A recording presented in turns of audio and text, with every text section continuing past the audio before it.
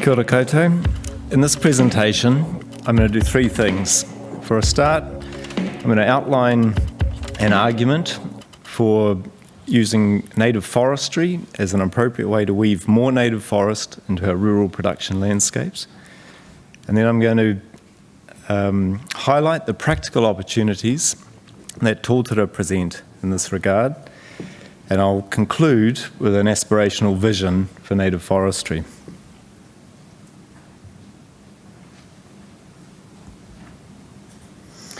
Now, for most people, the thought of cutting down native trees is almost sacrilege. How could it possibly be a good thing? And we have this legacy of exploitative native logging, which has led to a preservationist approach and a spatial separation now in our landscapes between conservation and production.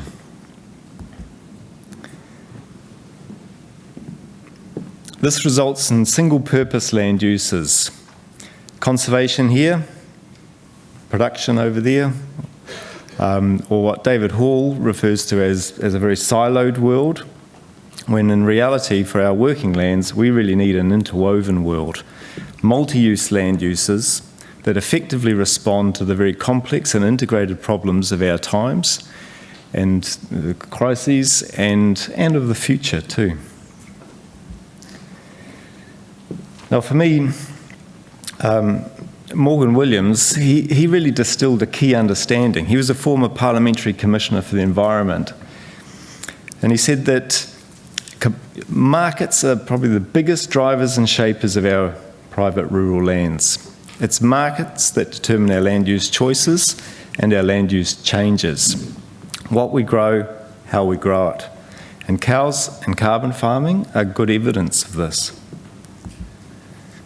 And this suggests that if we want to see more native forest on our private lands, then we probably need to find, or more likely engineer, markets that support that outcome.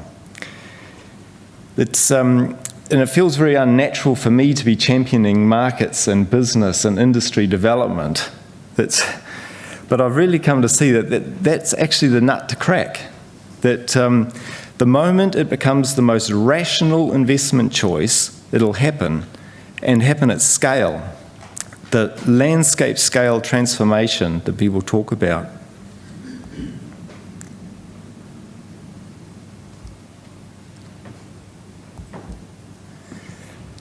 At present, there's clearly insufficient financial incentives to encourage native forestry. In fact, there are some real disincentives. Landowners, for example, they fear well-intentioned regulations such as the significant natural areas, and this in turn leads to perverse outcomes. And in this context, I see sustainable timber production not as the purpose, but just as an effective vehicle to weave more native forest into our working lands, for all the benefits that native forest can provide. And in the absence of biodiversity credits or payment for ecosystem services, then timber is one of the few potential markets for pre-1990 native forest on private land. It's currently ineligible to enter the ETS. But how realistic is it really for native forest management as a nature-based solution? Well, I'm going to give you a whirlwind overview of the Northland tōtara opportunity.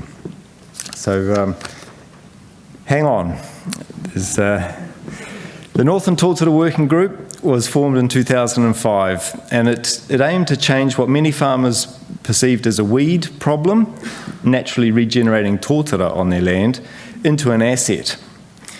And the group has run a series of funded projects exploring the potential for farm tōtara to become a sustainably managed native forest resource for producing high-value timber, and for all the non-timber values that also come along with that.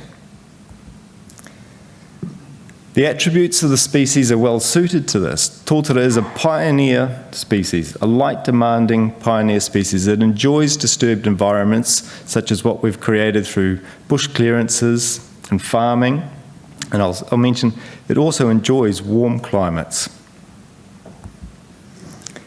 And the stock-proof attributes enable it to colonise steep slopes and areas of poor pasture, and birds spread the seed out from existing stands, and grazing even seems to help with seedling establishment. Dense thickets form within paddocks, up to 60,000 stems per hectare. And in patches, these develop on into dense pole stands where competition is fierce and growth is slow. Those stands develop on and self-thinning occurs, and eventually millable-sized trees now exist on many farms on what was previously cleared land.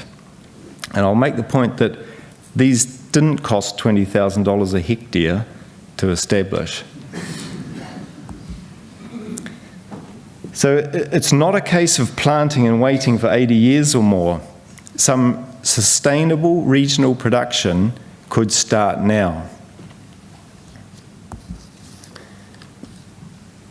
And scale is a very important aspect. Cumulatively, all the small patches of tōtara on private land sum to a significant regional resource. And this is important for potential continuity of supply and for commercial scale. However, it's very important to understand that this is an untended natural resource.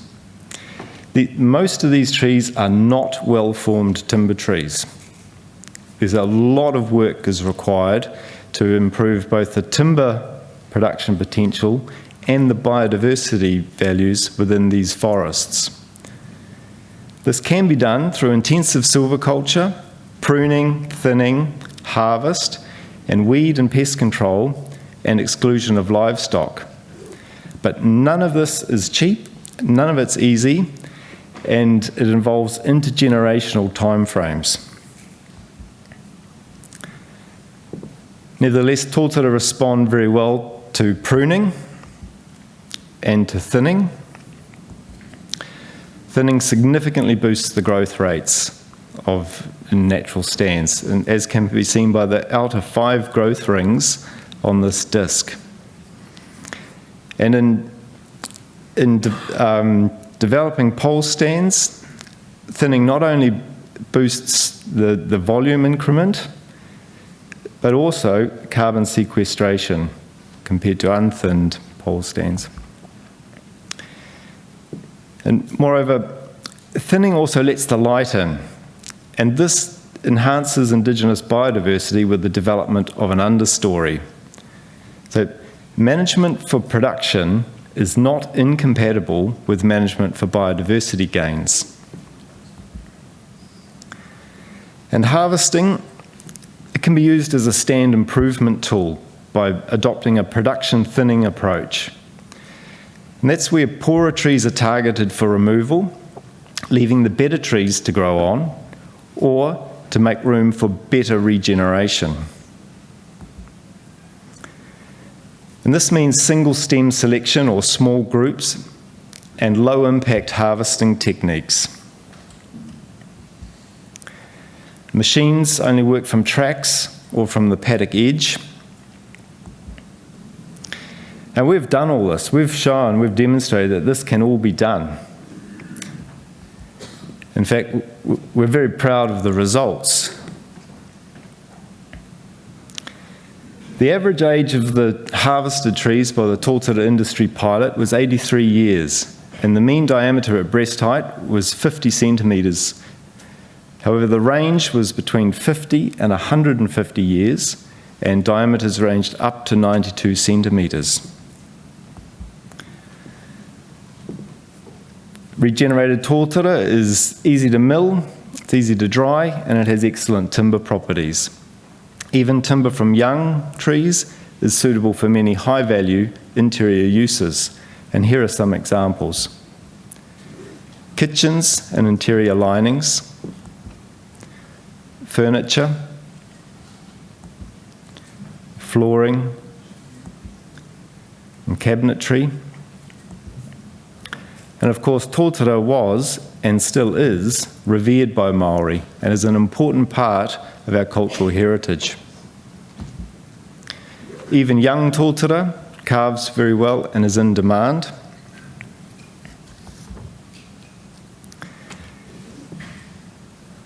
The tōtara Industry Pilot Project established that there is a viable business case for a regional industry.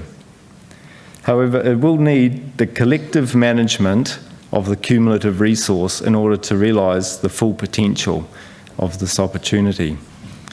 And Te Tai Tokoro Māori Forestry Incorporated have said that they wish to be the entity to take this forward.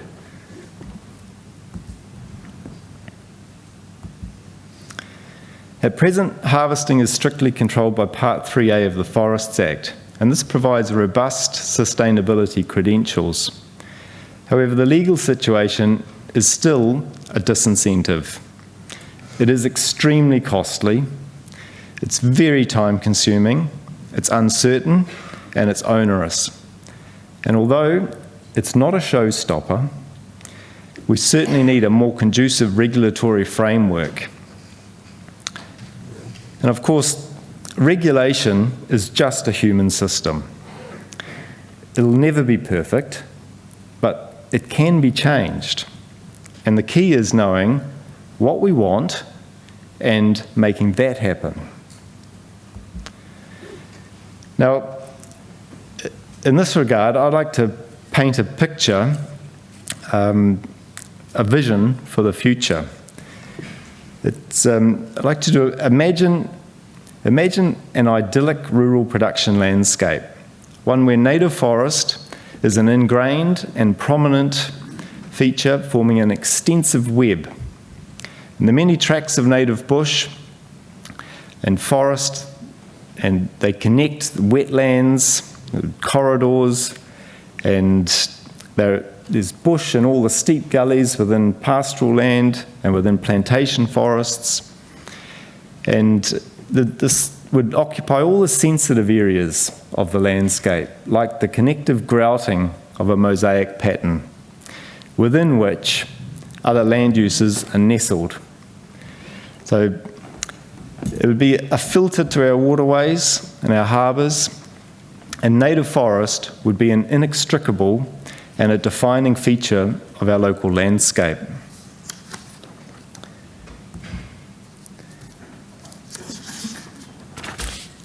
Moreover, this web of native forest will also be a very familiar part of our everyday working lives. And not just to look at, passively, from a distance. You know, something that we are alien to and too scared to touch. But rather as something that we know, because we've nurtured it, we've tended it, we've worked in it. It's in our view. You know, we know how it smells and how it sounds, and what work still needs doing where. And these bush areas in themselves, they would help support our existence on the land. Timber would adorn our homes, we would build with it, we would treasure it, and we would take pleasure in the memories created by all these activities, the connections to place and to people, and to our cultural heritages. A native forest would be a natural part of any scene when we imagine the future. Importantly, we would be very proud of the sustainable management and the environmental improvements that have resulted from it, our kaitiakitanga, and our continuing efforts to learn and understand it. Furthermore, this increasing matrix of native forest, it would be an integral part of the local economy, and an example of the type of regenerative, nature-based solution that was needed for the 21st century. The local co-op would help advise and organise planting, silviculture, planning, harvest, sales, and research. It would also ensure that the native forest resource is sustainably managed at a landscape catchment level. not just for continuity of timber supply and marketing scale, but also for job continuity and for the environmental benefits and enhancements. Local forestry advisors would help landowners with management plans and scope opportunities for further planting or areas of reversion. And young people would be trained in the complexities of multi-purpose native forest management, both for timber and for non-timber values, benefits and products. Tōtara would probably be a key timber species in many places, and low-impact harvesting and continuous cover forestry practices would just be standard practice. And native forestry would just be considered normal forestry. And local people would be doing the work and getting the benefits, but also facing the responsibilities.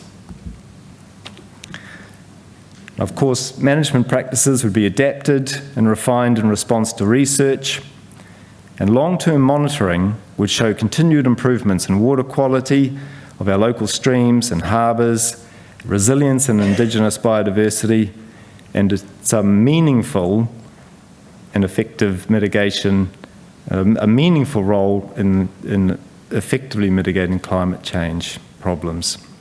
So imagine that. Well, I think actually many of us do imagine that, and I believe that tōtara in Northland presents a very practical opportunity.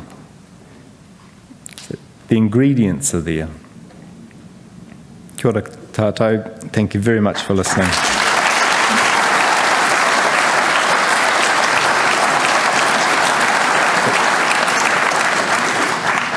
We do have time for one or two questions. So Paul, why don't you stay where you are, because that'll save us a tiniest bit of time. Paul, what other species or regions could this work in? Well, tōtara is a species that is found throughout the country. This amazing sort of regeneration is particularly prevalent in Northland, but not exclusively in Northland. Some other regions also have this to some degree, and other regions will also have species that are suited there. So it's a case of working with nature, working with what we've got, the starting points we have, and learning to work with nature, what's provided there, and so it'll be regional and site-specific opportunities. What sort of price do you get for logs, and what is the cost of production? Yeah, good questions. Sustainable harvest is naturally a high cost of production per unit, and it depends on whether you're selling logs or timber and things. Obviously, logs are the lowest sort of value or return, and the more you process that through to selling in timber. But in the tōtara industry pilot project, we paid landowners $200 a cubic metre for the stumpage, that's trees standing, so they had no costs of permitting, no costs of harvest or extraction at all, and that was a figure that was irrespective of grade. We tended to target a range of grades, and particularly trying to remove some of the poorer trees from the forest. So at that price, the industry pilot project determined that there was a viable business case. Got time for one more question. Where are we at in moving away from clear felling in our plantations in New Zealand? Do you see this tōtara example as a way to show this needed change? I think the plantation industry has got its strengths, and I think in Tāne's Tree Trust we're very careful to be showing this isn't an either or. This is a complement to it, and I'm not a plantation forester, so I don't want to comment on that practice. I think John Wardle has been doing that in a limited degree, but he's also very careful to point out that works on his property in his situation. So I can only really comment on native forest. That's all we've got time for. Thanks, Paul.